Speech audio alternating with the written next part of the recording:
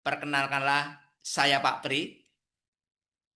Saya akan bercerita tentang asal-usul saya dulu, supaya nanti teman-teman semua itu memahami pribadinya Pak Pri itu kayak apa. Saya lahir tahun 1959 di Pakem, dari keluarga petani. Bapak ibu saya buta huruf, ibu saya petani murni, bapak saya itu bekerja di rumah sakit jiwa, Lali Jiwa, sebagai eh, apa itu karyawan yang mengurusi orang-orang gila. Nah, pada tahun kelahiran saya kurang lebih tahun 59 itu keadaan ekonomi di Indonesia itu tidak baik-baik saja. Berasal dari keluarga miskin, setiap hari ibu itu selalu mencari sesuap nasi dimanapun ibu berada. Saya dari 6 bersaudara laki semua. eh, Ibu itu selalu berbuat baik kepada siapapun. Kurang lebih yang saya ingat itu pada waktu itu setiap hari ibu cari beras, memperoleh beras. Tetapi sebelum sampai rumah itu ada tetangga ibu yang mengatakan, Bukis, Bukis itu nama ibu saya, apakah saya boleh minta beras? Nah, padahal beras itu tidak cukup untuk 6 anak kalau dimasak. Tetapi apa yang dikatakan ibu, monggo silahkan. Lalu beras tersebut dibagi kepada tetangga. Ternyata sebagian yang dimasak atau yang dibawa pulang oleh ibu-ibu cukup untuk 6 bersaudara, walaupun pembagiannya sedikit-sedikit dan sebagainya. Tidak hanya itu, ibu selalu berbuat baik kepada tetangga, kepada siapapun yang dijumpai ibu, baik di jalan menuju ke rumah mbah maupun ke pasar dan lain sebagainya. Nah, pengalaman ibu yang saya rekam itu tumbuh di dalam diri saya, tumbuh di dalam diri saya. Saya SD-nya negeri, SMP-nya itu sudah mengenal SMP Kanisius, Pakem. Lalu tahun 75 itu saya masuk Seminari Mertoyudan, tetapi tidak lanjut. Saya putus di tengah jalan. Lalu saya melanjutkan ke IKIP Sanata Dharma, jurusan eh, pendidikan. Lalu saya lulus 85. 85 saya ke Jakarta memenuhi harapan Pater Dros saat itu, karena pada waktu di IKIP Sanata Dharma itu saya ditawari, Pri, besok ikut saya ke Jakarta. Kurang lebih seperti itu kata-katanya, karena Pater Dros itu adalah rektor saat itu sebelum diganti oleh Romo Danu.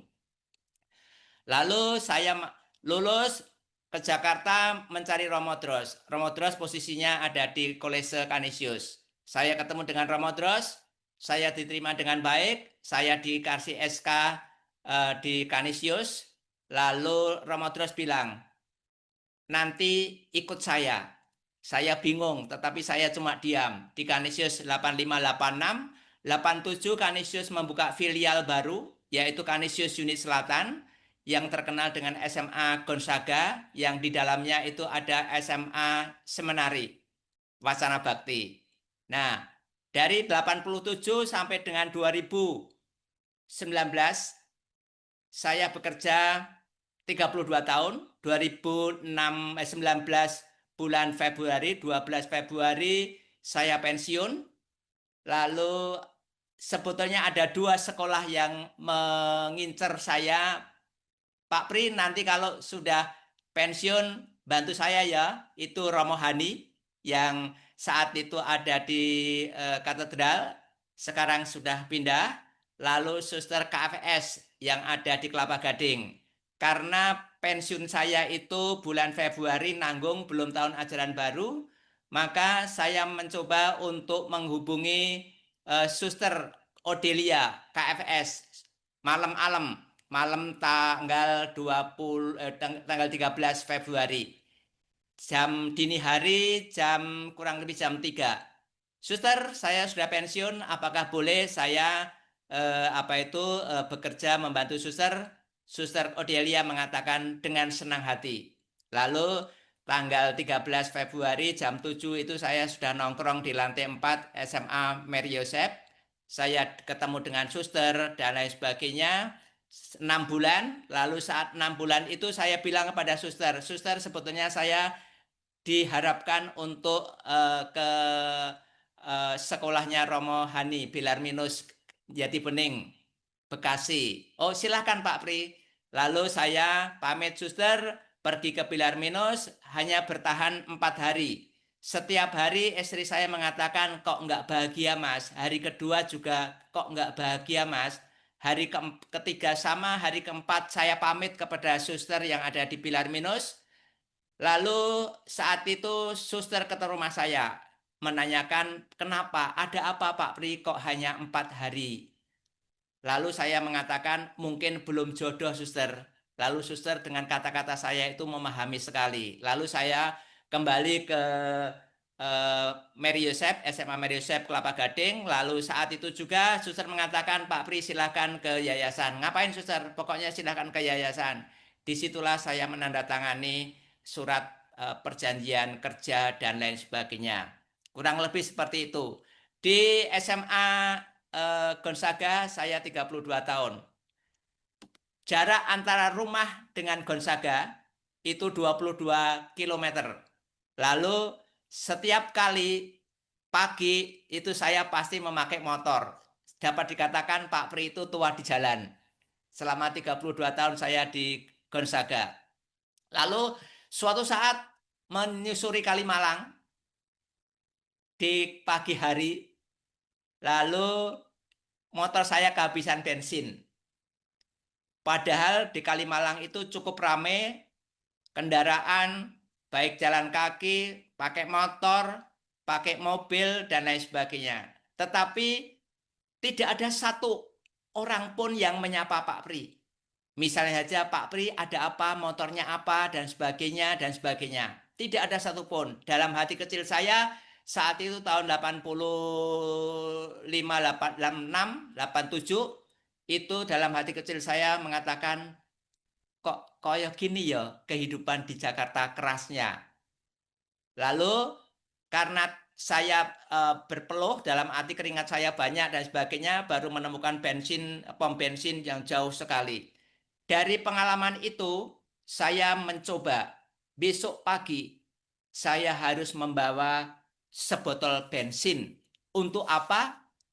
Untuk menolong siapa saja yang nuntun atau motornya mogok, pasti saya hampiri. Saya tanya dulu, ada apa Pak motornya? Kalau ngembes, saya tidak bisa berbuat apa-apa. Tetapi kalau busi, saya membawa busi. Tetapi kalau yang lain rusak, saya membawa tali. Lalu selain itu, ini buktinya, saya selalu membawa bensin.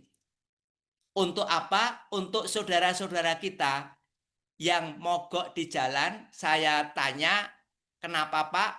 Karena bensin. Nah, bensin ini biasanya ada motor lewat, mogok, didorong, Pak ada apa? Bensinnya habis Pak. Oke, silakan minggir. Lalu minggir, lalu saya punya bensin. Silakan Anda tuang. Biasanya semua orang yang saya tolong itu berapa Pak? Saya jawab gampang. Nanti pokoknya dituang dulu. Setelah dituang biasanya hanya separuh, saya tidak mau. Semuanya, semuanya.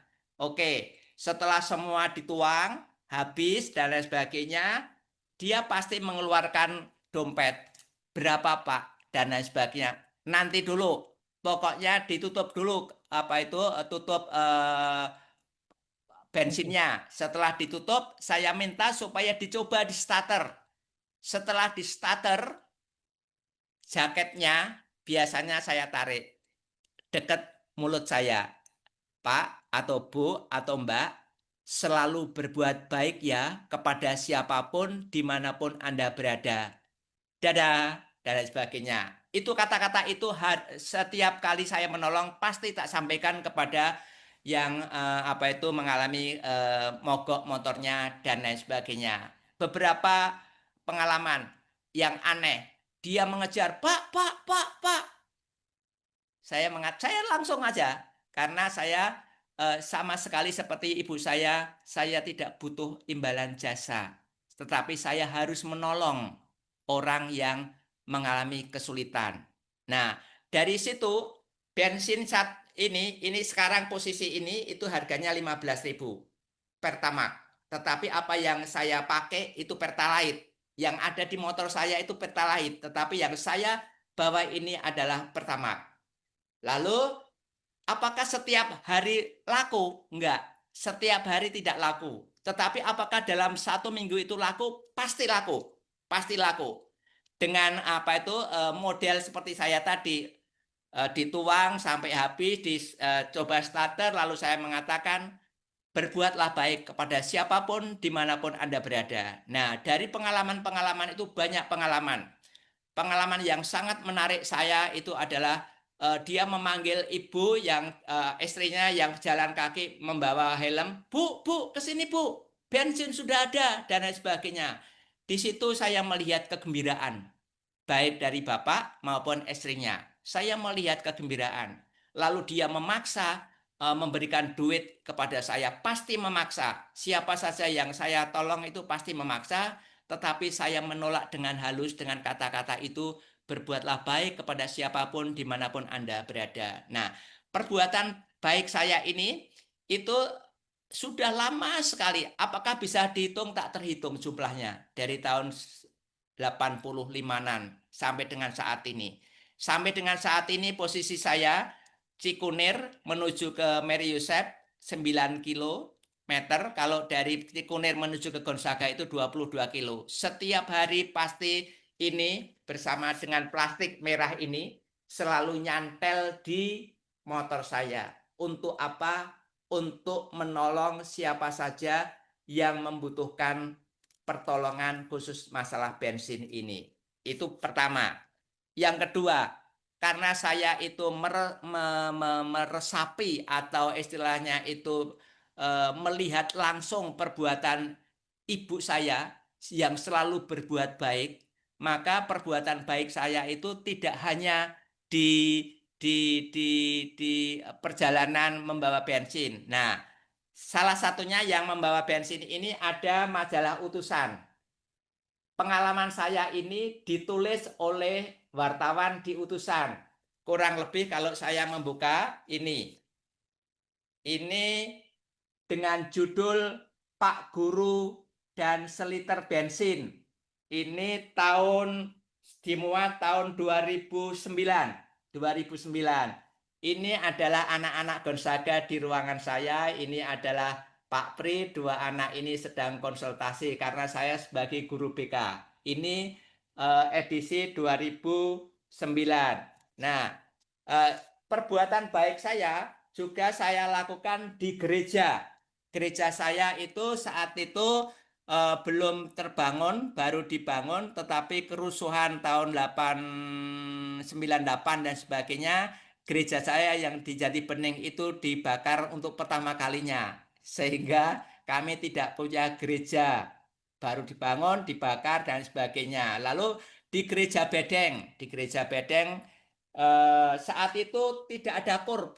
Minggu pagi itu tidak ada kur, hanya ada dirijen. Setiap kali akan misa, dirijen tersebut mengatakan, Bapak Ibu yang bersedia untuk bergabung menyanyi dengan kami, silakan. Yang maju itu hanya 1, 2, 3, paling banter 4 dan sebagainya.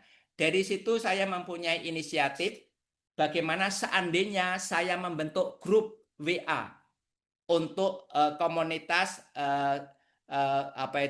KOR di minggu pagi ini. Ini adalah salah satu bukti bahwa saya juga berbuat baik di lingkungan gereja bersama dengan istri saya. Nah, itu ada gambarnya. Ini juga dimuat di majalah Utusan. Di majalah Utusan edisi tahun 2020. Dari yang tadi yang Pak Guru dan seliter bensin itu 2009, ini 2020. Setiap minggu pagi tanpa latihan, maka terbentuklah KUR itu. Romo Raffi yang sekarang ini posisinya sebagai pastor kepala sangat senang sekali, sangat mengapresiasi kelompok ini. Kelompok ini adalah kelompok lansia. Ibu-ibu yang sudah usianya itu 60 tahun ke atas, kurang lebih seperti itu. Lalu setiap hari Rabu istri saya itu memposting, mengirim lagu-lagu yang akan dinyanyikan lagi nanti di gereja jam 6 itu. Lalu istri saya sebagai dirijennya saat itu, sekarang dirijennya 4 sehingga bisa bergiliran, dan saya punya komunitas kurang lebih 60 personel yang setiap minggu pasti berkumandang di gereja Santo Leo Agung. Kurang lebih seperti itu. Nah, itu di gereja. Lalu di tingkat RT itu saya mempunyai inisiatif Simpitan, simpitan, simpitan. Saat itu yang saya usulkan adalah simpitan beras. Saya bersedia muter dari rumah ke rumah untuk mengambil beras itu. Tetapi oleh warga tidak diperkenankan beras. Pak Pri, bagaimana seandainya beras itu diganti dengan duit 2.000? Oke, lalu terjadilah dari tahun ini tahun 2023. Jadi setelah pandemi itu kami punya inisiatif untuk mengumpulkan duit 2.000 yang setiap minggu pagi setelah saya pulang dari gereja saya muter ke warga untuk mengambil atau meminta 2.000 tersebut. Lalu apa yang terjadi sampai dengan saat ini, posisi duit per bulan Mei, 30 Mei itu posisinya itu sudah 5.130.000 posisi ini, dan duit ini real, ada setiap saat bisa dipakai untuk kematian, namanya rukun kematian. Lalu apakah sudah ada yang disantuni? Sudah 3. Memperoleh berapa? Memperoleh 1 juta. 1 juta tersebut bisa cukup untuk pesan liang tanah di perkuburan, bisa untuk mobil ambulan dan lain sebagainya. Maka warga kami, RT kami sangat senang sekali terhadap gagasan ini. Rukem dan lain sebagainya. Sebetulnya saya ada misi lain, yaitu menyapa ibu-ibu atau bapak-bapak yang ada di RT saya minimal seminggu sekali untuk menanyakan kesehatan. Selain tok tok tok tok, Bu Haji dan sebagainya. Oh ya, sebentar Pak Guru. Pada waktu dia keluar, saya pasti menanyakan, gimana keadaan Bu Haji? Baik-baik aja. Baik Pak Guru dan sebagainya. Ini 2.000-nya lalu saya catat, dan setiap minggu saya laporkan ke komunitas atau grup WA-nya RT. Jumlah yang saya peroleh bervariasi, tetapi sampai dengan detik ini itu terkumpul 5.135.000 rupiah. Tidak hanya itu, kami mempunyai kebiasaan 100% keluarga, 100% sekolahan.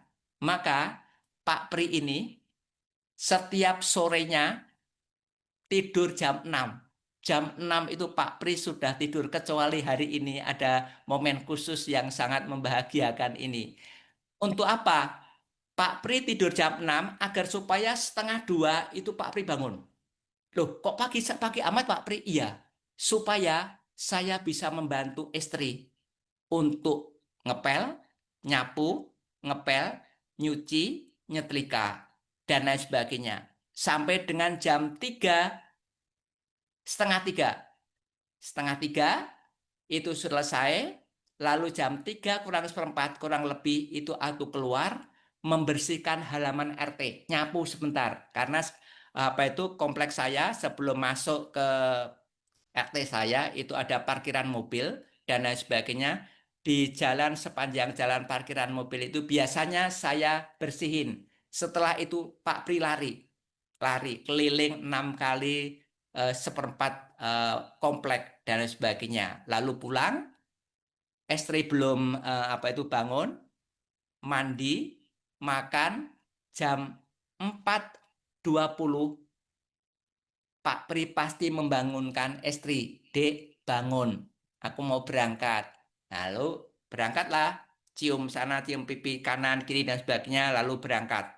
Sampai sekolahan jam 5, kurang lebih 5 lebih 5, 5 lebih 10. Kalau 5 lebih 10 berarti aku biasanya beli bensin. Tetapi kalau tidak beli bensin, jam 5 lebih sedikit itu sudah sampai ke sekolahan. Kadang-kadang satpam masih ada tidur, belum dibuka pintu gerbangnya dan sebagainya. Untuk apa? Karena di Mary Yosaf itu orang tuanya itu banyak yang kerja, maka pagi-pagi itu di drop, anaknya di drop. Nah, dalam pikiran saya, kalau di drop belum ada guru, perasaannya bagaimana? Maka saya mempunyai inisiatif saya sendiri. Saya harus bangun pagi, saya harus sampai ke sekolahan yang pertama kali, saya harus menyapa setiap anak yang masuk. Agar supaya apa? Agar supaya hatinya senang. Kurang lebih eh, pengalaman saya khusus untuk persekolahan seperti itu. Demikian juga pada waktu di Gonzaga, karena rumah saya jauh, saya pasti berangkat pagi. Kurang lebih seperti itu. Itu Romo, teman-teman semua yang baik hati, pengalaman singkat Pak Pri. Kenapa Pak Pri masih melanjutkan perbuatan baik ibu saya juga tidak tahu persis. Yang jelas di dalam hati kecil Pak Pri selalu bergejolak. Bangun pagi saya doa, dan bangun pagi itu saya mempunyai misi doa. Tuhan, semoga hari ini aku selalu berbuat baik kepada siapapun dimanapun saya berada. Pertama di rumah, sudah saya tinggal itu pekerjaan yang berat-berat sudah saya selesaikan. Di jalan saya selalu membawa bensin. Di sekolahan saya pasti datang pertama kali. Untuk apa? Untuk menyapa anak-anak yang diantar oleh orang tua, agar supaya orang tua itu tenang, sudah ada gurunya dan lain sebagainya. Dan misi yang terbesar saya adalah istilahnya itu sebagai perpanjangan tangan Tuhan untuk berbuat baik. Lalu opahnya apa Pak Pri? Terhadap perbuatan Pak Pri? Banyak sekali. Opah yang diberikan Tuhan itu banyak sekali, tak terhingga. Bapak, saudara-saudara semua, kalau hitung-hitungan matematika, saya guru, istri saya guru, nggak cukup untuk menyekolahkan anak sampai perguruan tinggi. Itu hitung-hitungan matematika. Saya punya anak 3. Tetapi manajemen Tuhan luar biasa. Saya selalu dimudahkan khusus untuk menyekolahkan anak sampai ke perguruan tinggi. Itu satu. Yang kedua, 19 tahun yang lalu, istri saya kena penyakit kanker. Saat itu pikiran saya, semua yang penyakit kanker, kanker mati, kanker mati, kanker mati. Tetapi apa yang terjadi dalam diri istri saya? Kanker hidup. Sehingga pergulatan penyakit kanker itu kurang lebih 16-17 tahun yang lalu. Sampai dengan saat ini, 1 tahun yang lalu, nongol lagi di ketiak, dioperasi dan sebagainya. Sekarang baru dalam keadaan penyembuhan. Selama 5 tahun harus minum obat yang berasal dari dokter dan lain sebagainya. Itu merupakan suatu karya Allah khusus untuk keluarga saya. Demikian juga istri saya juga selalu berbuat baik kepada siapapun dimanapun istri saya berada. Itu komitmen kami. Apa yang terjadi? Selalu dicintai oleh anggota koperasi di SMA Antonius. 3 kali empat kali pergantian pengurus, istri saya selalu memperoleh suara tertinggi. Bukan untuk menjadi ketua koperasi, enggak, tetapi istri saya memilih untuk menjadi bendahara. Karena kuncinya di koperasi itu adalah bendahara. Sehingga nilai jualnya istri saya adalah kejujuran. Ini yang harus kami pegang teguh agar supaya semuanya berjalan dengan baik dan lain sebagainya. Sehingga kalau ditanya opahnya Pak Pri apa, banyak sekali.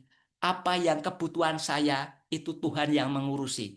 Itu sungguh-sungguh di luar nalar saya dan sebagainya. Nah, belum lama ini contoh konkretnya penutupan doa rosario di tempat saya, lalu eh, terkumpul duit 1.300.000 itu kolektor setiap harinya karena setiap hari muter, lalu akan diperuntukkan untuk syarek bulan eh, Juli nanti, tetapi duitnya kurang.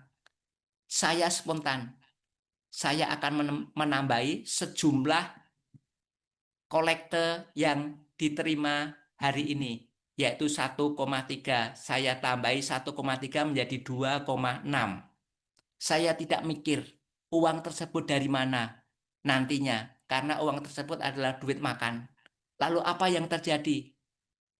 Dilipatkan 2 kali lipat lebih dari Tuhan.